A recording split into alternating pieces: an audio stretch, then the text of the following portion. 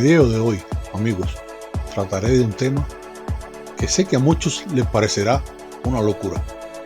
Otros, en cambio, lo hallarán interesante. En fin, eres libre de pensar lo que quieras. El hecho es que lo leí en una revista y quiero compartirlo con ustedes. Aquí les va. El lenguaje de las plantas.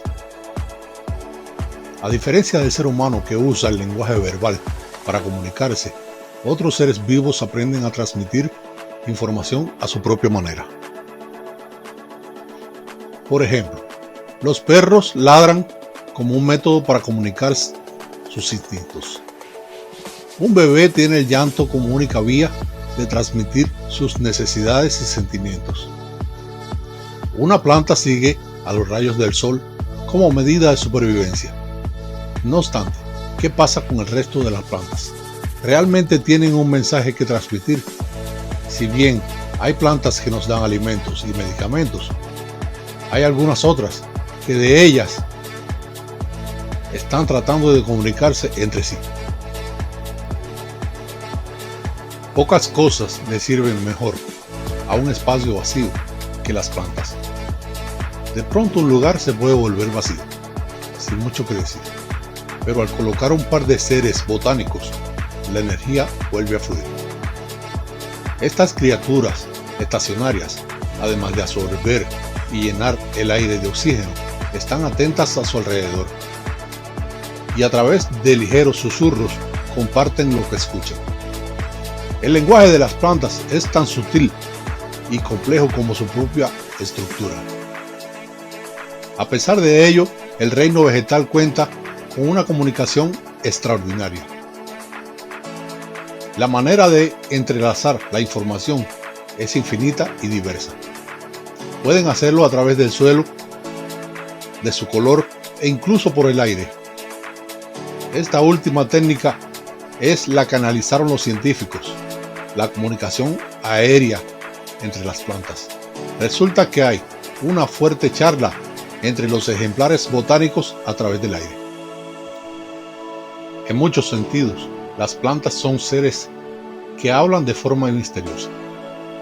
Además de definir su evolución a través de la información que reciben por el suelo, ellas tienen la capacidad de comunicarse por el simple toque de sus hojas. La importancia de reconocer las señales químicas y físicas de otra planta radica en evitar la competencia por recursos y el espacio entre el mundo vegetal.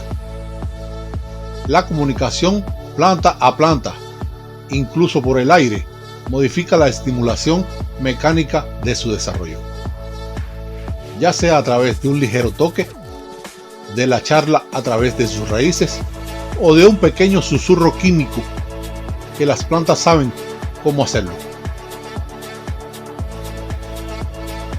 Contrariamente a lo que muchas personas creen, las plantas sí son capaces de comunicarse entre sí.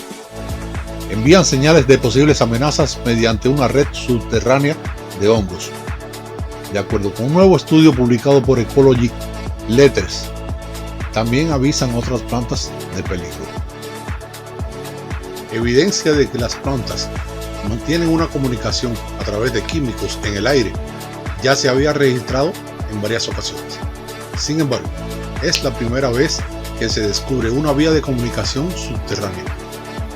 Investigadores de la ciudad de Aberdeen, Instituto James Button y del Centro de Investigación Romsey del Reino Unido demostraron el importante papel que juegan los hongos para compartir información entre especies vegetales. Estos científicos utilizaron pulgones, que son pequeños insectos que se alimentan y dañan las plantas, para comprobar su hipótesis. Al ser atacadas por pulgones, la mayoría de las plantas activan unos mecanismos de defensa como la producción de toxinas o la emisión de ciertos químicos que atraen a las avispas, las cuales se alimentan de pulgones. También avisan a otras plantas acerca del peligro. Durante el experimento, se colocaron bolsas de plástico sobre 5 plantas para evitar cualquier tipo de comunicación aérea. Se impidió el desarrollo de hongos en 2 de ellas y se permitió en las otras 3. Posteriormente se liberaron los pulgones. Los investigadores encontraron que las plantas conectadas por hongos, incluyendo las que no estaban infectadas, implementaban mecanismos de defensa, demostrando que habían sido advertidas de su presencia. En cambio, las que carecían de hongos no mostraron ninguna respuesta. La eficacia de los hongos al transmitir mensajes fue un gran descubrimiento que podría tener importantes implicaciones en la agricultura. La palabra clave para entender una planta es estrés. Al igual que las personas y los animales, el estrés está siempre presente en las plantas, a veces grandes, a veces pequeños. Nuestro objetivo es reducirlo al mínimo. El estrés siempre comienza en las raíces. Estas se inundan y pierden oxígeno. Esto causa estrés a la planta. Si el suelo está demasiado seco, las raíces no crecen correctamente y provoca estrés en la planta. Si las raíces se convierten en fugas que atraen enfermedades, tendremos estrés también en la planta. Las raíces tratan de crecer continuamente. Se expanden justo detrás de la cofia. Esta es una zona de 10 milímetros detrás del extremo de la raíz, donde se absorben la mayoría de los nutrientes y el agua para el crecimiento vegetal. Las raíces activas permanecen activas por periodos de 7 a 14 días aproximadamente. Por lo tanto, el crecimiento de nuevas raíces es esencial para el crecimiento normal de la planta. Si el crecimiento de las raíces se ve afectado negativamente, el resultado es estrés. Es importante que la planta tenga suficiente calcio para la formación de una fuerte salud. Si el calcio no es suficiente, las células de la raíz serán débiles. Y esto dará lugar a fugas en las raíces, lo cual atraerá a las enfermedades y causará estrés a la planta. Las raíces no son solo el suministro de la planta con agua y nutrientes, sino el suministro también de hormonas necesarias para la planta. Pero ahora vamos a ir a la superficie y aprender un poco acerca de la planta. La planta es impulsada por hormonas. La mayoría de los nutrientes de los fertilizantes afectan las hormonas. El principal nutriente que afecta a las hormonas es el nitrógeno. Cuanto más nitrógeno apliquemos a nuestra planta, mayor será su crecimiento.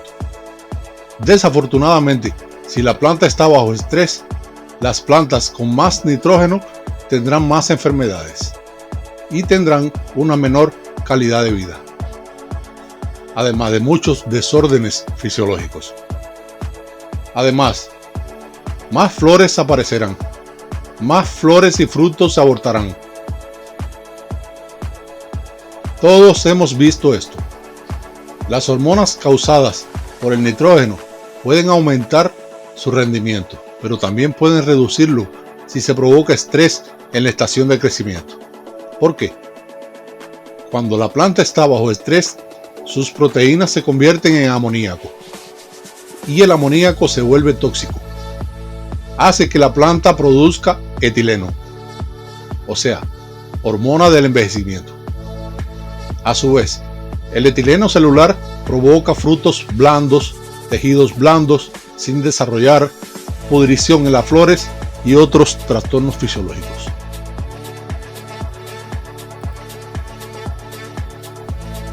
Las plantas además requieren otros nutrientes y minerales, como el potasio, magnesio y calcio, para su adecuado desarrollo.